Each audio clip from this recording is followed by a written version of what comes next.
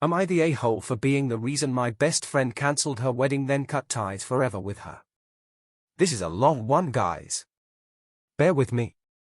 Some context first. Me, 37F, and, let's call her, Veronica, 37F, were best friends since high school. She was the type to be very flirtatious and always got her way. Even with me, I would pay for everything, drive us everywhere, supply food and booze.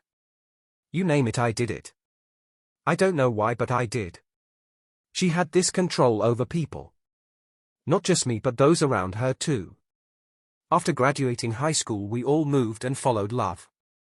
Always kept in touch and hung out every time we were in the same town. As we got older, I was still the only one to go to her. Pay for fuel, take time off of work and go to her. She still expected for me to pay for everything even though I was the only one going out of my way. It finally was hitting me how one-sided this relationship was and always had been. And I was getting very tired of it. I was close to cutting ties with this girl. One day she calls me up crying. One of her old best guy friends had passed away. She was begging me go come babysit her daughter while she grieved. I thought this was odd.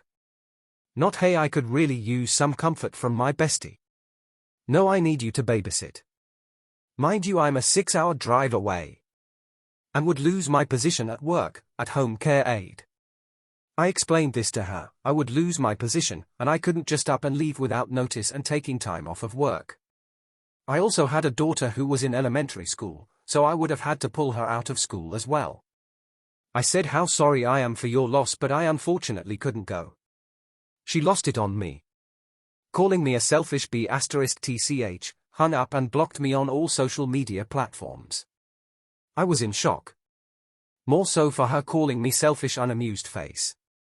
Leading up to this, I wasn't surprised our friendship fell out. I was okay with it, really. Should have been me ending it. But this still worked. Years later we contacted each other and started a friendship again. I knew this time I wouldn't put up with the same old stuff I used to. And surely thought we'd all grown up and matured and not the same people we once were. Or she was at least. Less drinking and partying. And at this time I've had 3 kids and her too. Finally a mature relationship, right? Veronica was engaged. Both her parents had passed, so she asked me to walk her down the aisle and marry her and her now husband, not legally marry. I was delighted to, of course, and accepted this responsibility. All was well. We booked our resort room a year in advance and I helped with anything she needed. It was to be very simple and laid back, so not too much to do. I secretly got myself ordained so I could legally marry Veronica and her partner. I wanted to surprise her, had all my paperwork done and her certificate filled out, all ready to be signed by them both. I was so proud. Boasted it to my other friends. What's a better wedding gift than that?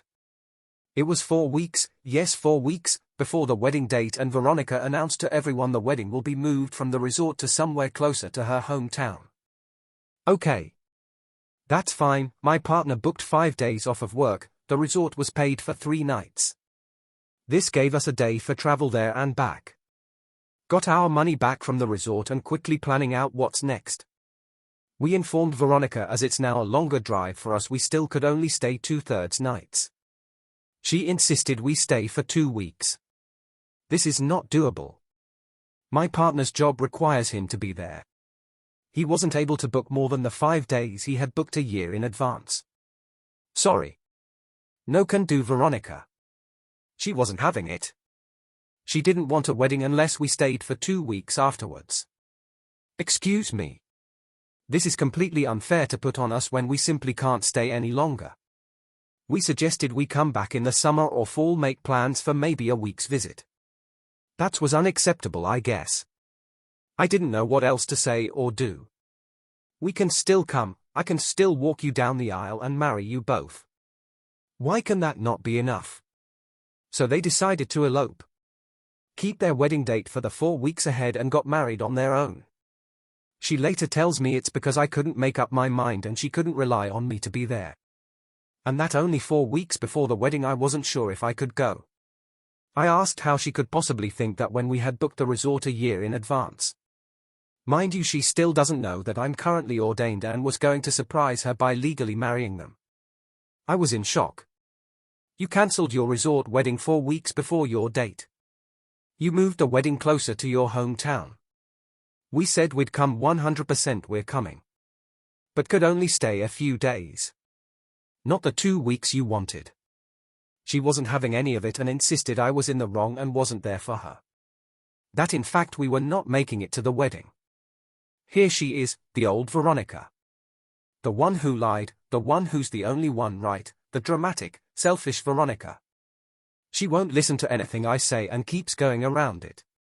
No, Veronica, we were coming. No, you weren't. Who are you to say we weren't? This is when I told her about me getting ordained. And that I had her certificate all done for her and her husband to sign and that I would have legally married them. Nope, still wasn't listening. This has turned into my partner now, how controlling he is. And how he doesn't let me do anything, which is completely false. Mind you, he's the partner that drove and paid for us all to go see this friend. Now he's doing drugs.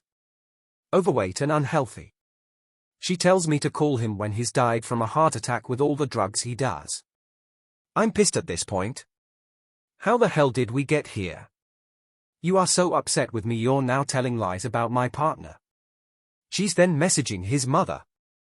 My mother-in-law. We're very close and she already knows what's going on because I'm sending her these crazy screenshots. Haha. Wow. My mother-in-law snaps on Veronica. How dare you say when my son dies of a heart attack to call you? That is disgusting of you to say about my son. And saying he's doing drugs is absolutely false. He's a 300-pound man with 3 kids, are you nuts? Veronica tells mother-in-law, I'm just so concerned about his weight. He's so unhealthy, I just want the best for him. More lies. Veronica was going in circles and not even listening to what I'm saying. She's puking out comments and I'm done. Just done. How did we get here? You're crazy. Sorry Veronica, this clearly isn't going to work. Friends do not put down their partners who are in fact very supportive. Friends do not treat their friends this way. Ignoring my responses and going on about whatever you think in your head. I couldn't entertain this any longer. I told her to have a good life, that I will no longer be a part of it. Bye. So am I the a-hole for making my best friend cancel her wedding then completely cut ties with her? I have all the receipts still from these messages between us, for your info. All of them.